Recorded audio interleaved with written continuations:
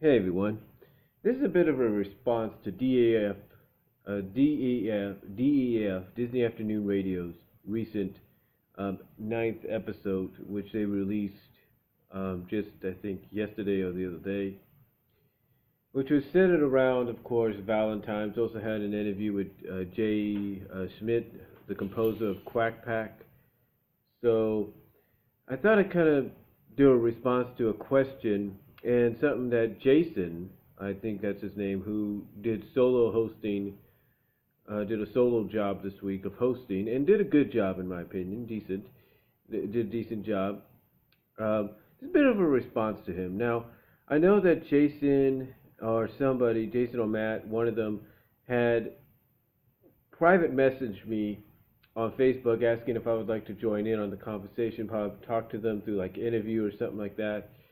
And I'm always open to doing that. I am always open to doing that. So if they ever want to get in contact with me again, PM me. I'll give them a schedule to where we could probably Skype or they can send me any questions they want, and I can answer them, and maybe they can edit it together and do the best they can.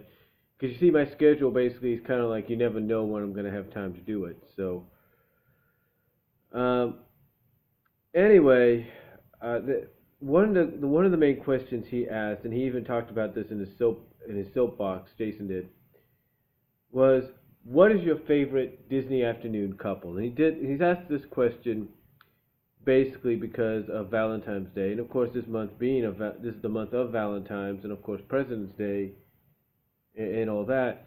He wanted to know. Sorry about the shake there. I hit the table. He wanted to know basically. He wanted to know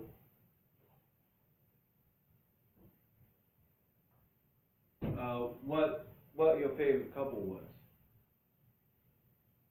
He's basically asking fans that question, and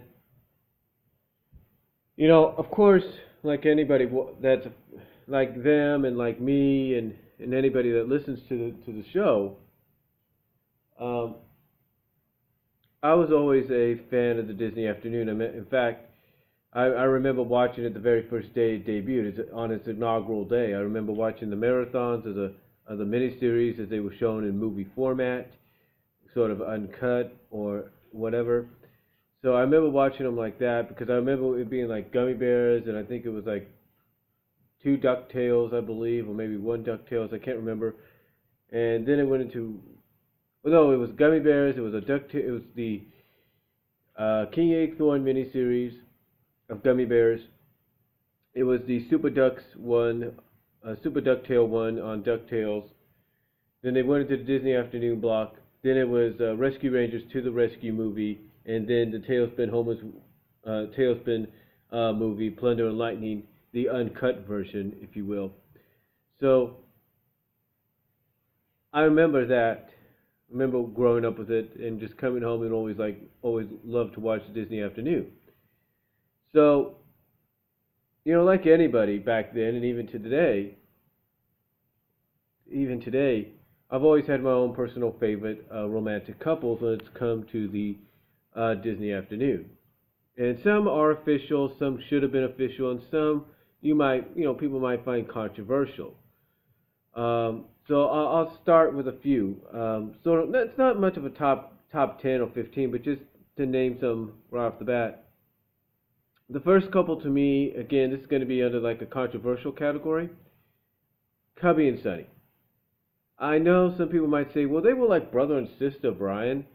There's no way. There's no way Cubby and Sunny could, be together. No way. Well, at first you would think that, right? You would think just because they hung out with each other, sort of played with each other and stuff, like kind of like brother and sister, you would think that it's not possible. It'd be like incense, right? Raw. Yeah. You see, I see where everybody comes around and talks about, oh well, they're this, they're that, and there's there's no way it could be, right? There's no way it could happen. Well, To me, I think there is a possibility that could have happened because you see, a lot of shows have done this. Animated and live action have done this kind of a premise. Just when you think two individual characters, male and female, cannot, be together whatsoever, they always end up finding a way to make that happen. Especially if you have the characters grow up with each other. And I know for a huge example, I know for a huge example, in my opinion, that had Disney decided to continue the series in some format, and maybe even age the characters to more of that, let's say, the age of a Max in Goofy movie, and maybe even extremely Goofy movie, if they would have aged them a little older, maybe to, let's say, Gusto age, we'll put it like that, that I think they would have gone. I think they would have gone in the direction of Cubby and Sunny. This is just too obvious. And again, I know some people will say, and I respect their opinion for this.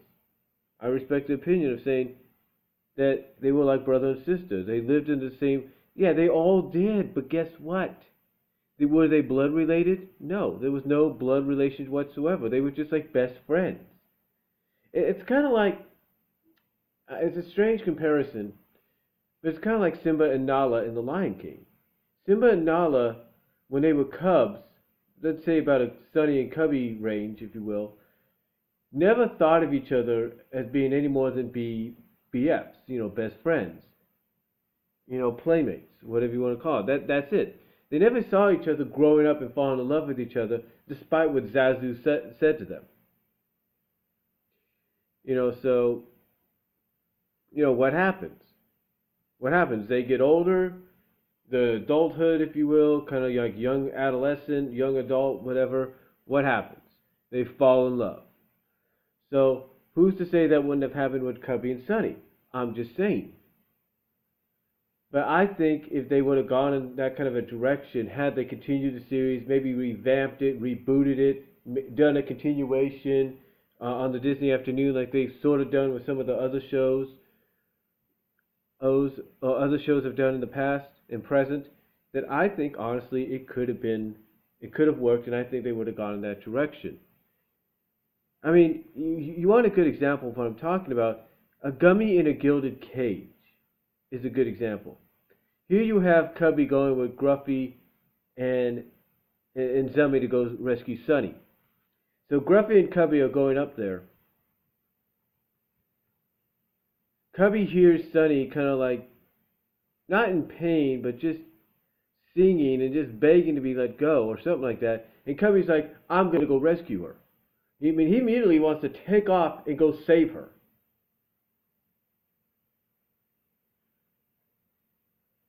So, to me, I always think that Disney would have done that.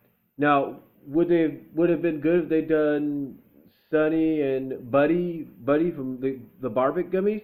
Yeah, that'd have been fine too if they wanted to do that. Would it have been good if they did Sunny and Gusto?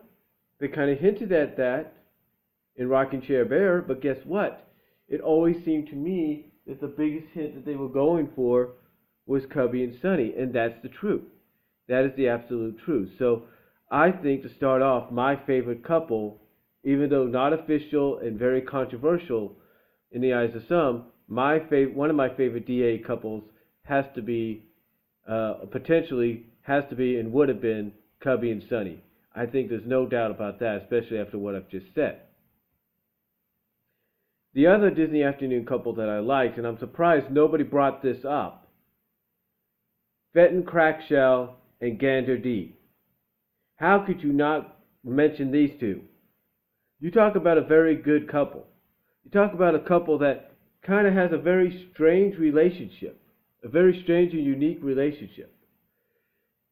Here you have someone in Gander D that, unbeknownst to Fenton, always wanted to go out with him, yet unbeknownst to her, he didn't know she wanted to go out with him because he didn't know she'd be interested. So you talk about a unique relationship, sort of that Superman Lois Lane-like category because here's why. Gandra D never knew Fenton was Gizmo Duck. And if Disney ever was planning to finally have the revelation made, they never got to it, and maybe someday they will, but the thing is, that's what made this so unique. And then you take a look at Metal Attraction. You talk about like a good Gandra D Fenton episode. You talk about the episode where they go on vacation to the Alps or something like that, where Scrooge has his money at, and they got to encounter these spies. What better couple can you think of coming out of DuckTales? In fact, think about it. They were the only real official couple out of DuckTales besides Scrooge McDuck and Goldie. Scrooge McDuck and Goldie, yeah, they were the first official out of the DuckTales franchise. Fenton and Gandra D definitely was, I wouldn't say the Generation Next version, but they were definitely the ones people remember the most. Think about what they did with these characters. They had them work off each other very well. Sometimes if the story was right, they would put them in the story together. Like I said, the spy episode. Who would have thought, when they wrote that episode, who would have thought that the person that would come up with how to figure out to operate that robotic machine, that robotic bug, if you will, who would have thought that Gandra D would be the one that did like that? Would be the one to figure it out. Who would have thought that? Not me. Not me. No one would have thought that. No one would have thought that, believe it or not. No one would have thought, oh, Gandra D is going to figure that out. No, she was pretty much the love interest. But get this, they did a lot with her. And that was good. Yeah, she acted like a damsel in distress. I'm not going to deny that at times. But she was a good character, and she complimented Fenton just like he complimented her. And that spy episode, to me, potentially showed they could have done a lot more with the character. Heck, like I said, if they'd have a plan for Fenton to reveal, hey, I'm Gizmo Duck and I are one and the same, who knows where they would have gone with that relationship. Heck, they might have gone and made Gandra D Gizmo Lady or Gizmo Duckette. Who knows? But the thing is, to me, one of the most underrated couples, and I think one of the potentially good couples that Disney Afternoon ever had, came from DuckTales, and that was Fenton and Gandra D. Yes, I agree. Scrooge and Goldie were the first, but the ones that people remember the most out of DT is Fenton and Gandra D. There's